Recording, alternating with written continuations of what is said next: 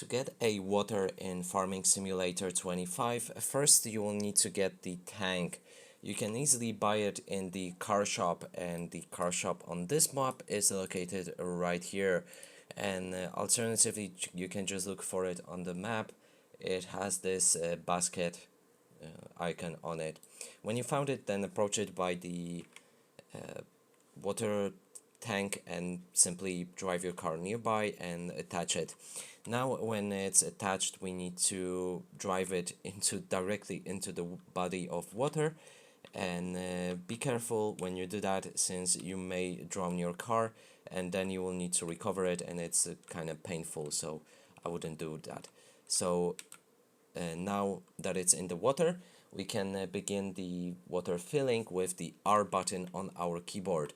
You can pay attention to the water on the right side of my screen as it will rise. And as you can see, we just refilled the water tank. And that's it for this video. Hope you like it. Please consider subscribing to our channel, leave a like and a comment below.